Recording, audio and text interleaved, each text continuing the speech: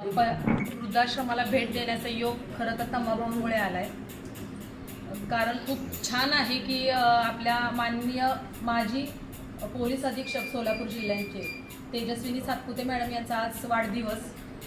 मला यासाठी जास्त आनंद होतोय की माझं पहिलं पोस्टिंग सातारला असताना त्यावेळेस माझ्या पहिल्या SP मॅडम या तेजस्विनी सातपुते मॅडमच होत्या. एक लेडीज पोलीस अधिकारी SP असताना तिथे आपली PSI म्हणून नेमणूक होणं हे माझंही भाग्याचं काम होतं माझ्यासाठी. त्यामुळे मला जास्त आनंद आहे आज मॅडमच्या वाढदिवसानिमित्त आज मी आपल्या समोर सर्वांसमोर आहे. आणि सगळ्यात जास्त हे ज्येष्ठ नागरिक आहेत त्यांचं पण मी खूप आभार व्यक्त करते की त्यांनी मनाची खूप तयारी करून इथं राहत असतील, यात काही शंका नाही. शेवटी आज माझ्या पदरात लेकरू आहे. तुम्ही किती लेकरं वाढवताना त्रास घेतला असेल याची मला पूर्णतः जाणीव आहे.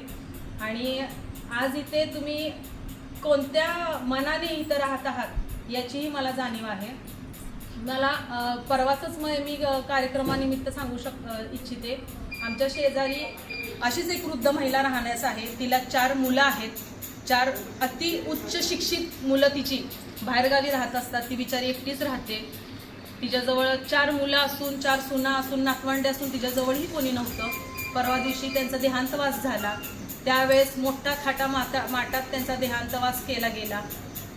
शेजारी मोठा मंडप साजरा केला गेला. हर प्रकारच्या सुवासिक वास येत होते जेवणाचे. ज्यावेळेस आई असताना मी कधीही 4 मुलं त्यांच्याजवळ गेलेली पाहिलं नाही. त्यांच्या सुना नातवंड त्यांच्यात खेळलेली पाहिली नाही. पण त्या गेल्यानंतर त्यांच्या माघारी त्यांच्या अप्रोक्ष त्या पाहत नसताना तिथं मंडप साजरा केला जातो. फुलांचे गुच्छ पुष्पहारांचे तिथं गुच्छ नेले जातात. आणि त्याहीपेक्षा त्यांचं कर्तृत्व काय होतं हे सांगणारी मंडळी तिथं हजर होतात. या गोष्टींसाठी मी खूप नाराज होते.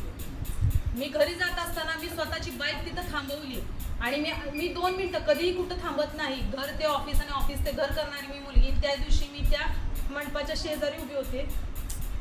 मला सांगताना अतिशय खंत व्यक्त होते. हे खूप चुकीचं आहे समाजाचं. आज आपले आई वडील आपल्याला मोठं करताना ज्या काही त्रास उनी सहन करतात, दिवसाची रात्र रात्रीचा दिवस करून आपल्याला सांभाळत असतात, त्यांना जर का हे दिवस बघायला भेटत असतील तर तसल्या आई वडिलांच्या पोटी मुलं न जन्माला आलेली चांगली बेहत्तर मी म्हणेन.